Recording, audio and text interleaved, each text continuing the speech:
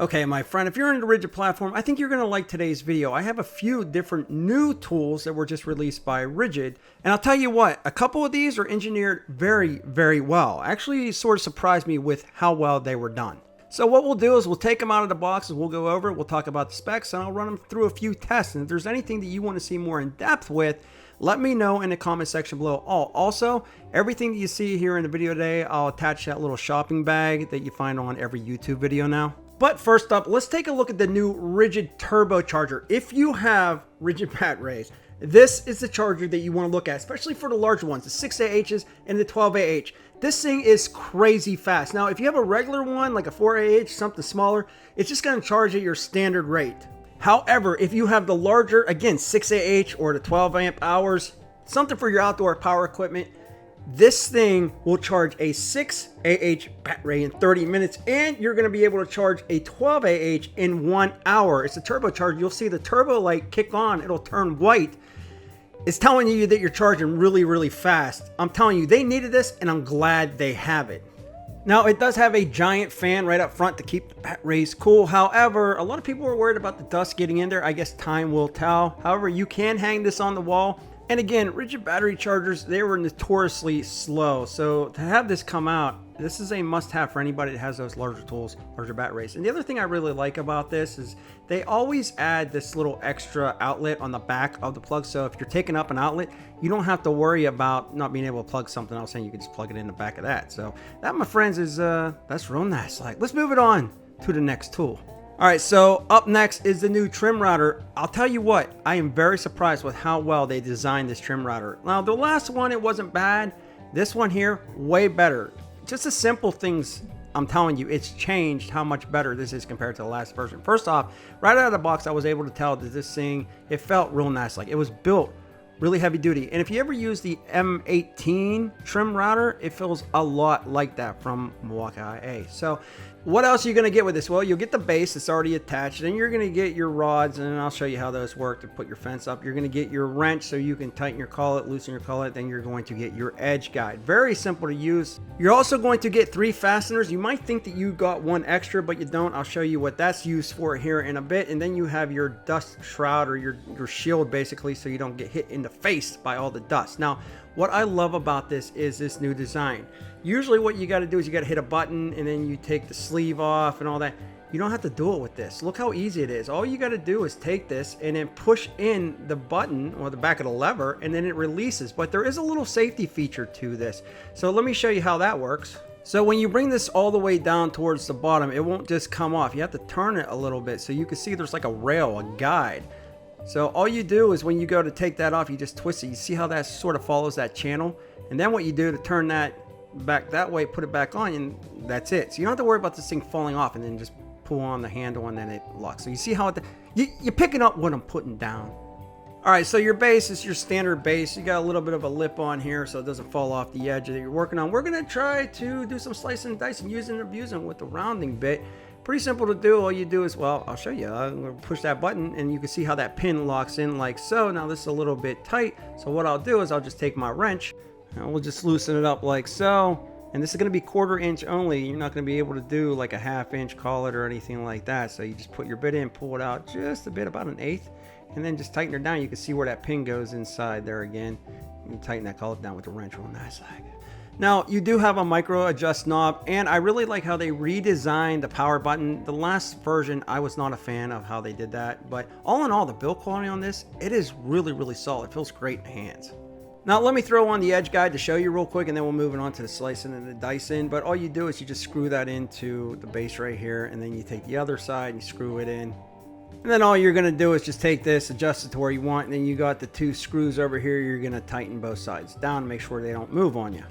And that's all you got to do to put on the edge guide. So very easy to do, no issues at all. And then again, it's adjustable if you need it to be adjusted. And then you're going to have one other extra screw. So you're going to hold on to that. Don't throw that thing away. That's going to be for your dust protector and to hook up your hose. So it's your adapter just goes on like so. And then on the left hand side, you're just going to screw it in. Now, another thing that I really do like about this is even if I accidentally leave this on, I throw my battery in there, I don't have to worry about this thing turning on accidentally and hurting me. I have to shut it off and then turn it back on again. So there are safety features on this, but they're not like annoying safety features that you find on a lot of other tool brands. So you do have a 7-speed variable speed dial. You can go 250 feet per charge on using a 2AH. Oh, and FYI, the vacuum dust port is compatible with 1 1/4 inch up to 1 7/8 of an inch connection. Now, Ridgid does claim this is 50% more powerful than the previous version. I will agree with that. You can definitely tell a big power jump, and it's also 40% reduced vibration, which I will also agree with. That thing, you can barely feel it moving in your hands. And that, my friend, was some oakage woodage right there.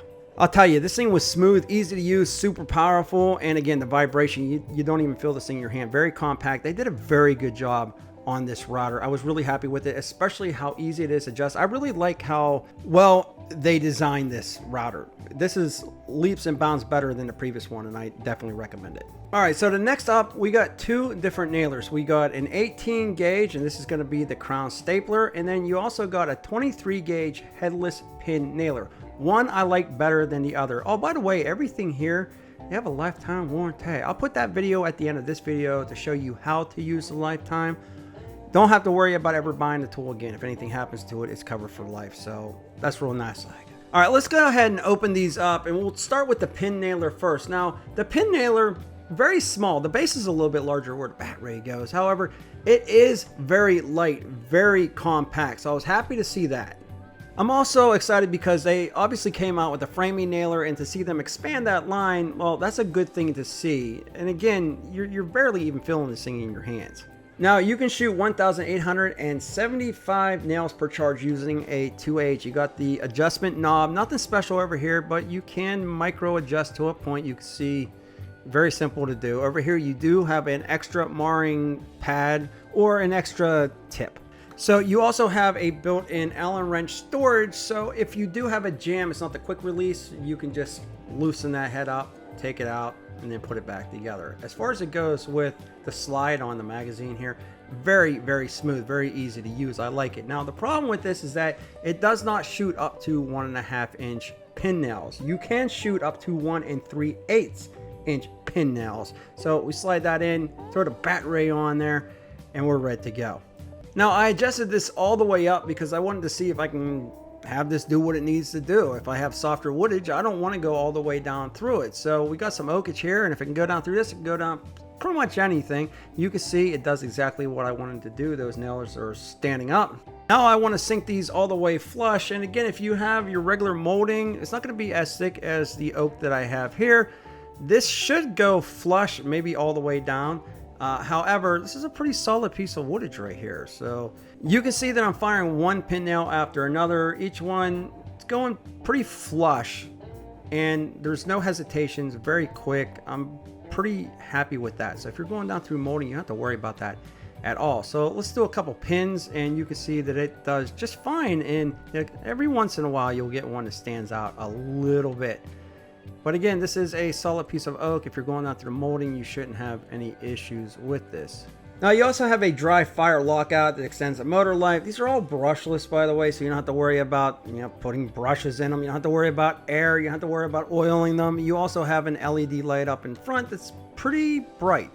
You also don't have to worry about this thing misfiring or firing into your hand because you do have that safety switch here, just like every other nailer has on the market, which is pretty nice. So all in all, pretty happy with the pin nailer. Would have liked to have seen those nails sink all the way down through, but again, it was a larger piece of oakage woodage, so I think it did a pretty good job. But the one I really like is this one. This is the all new Rambo mode or single shot mode, 18 gauge 1 1/2 inch narrow crown stapler. Also got the LED light up on front.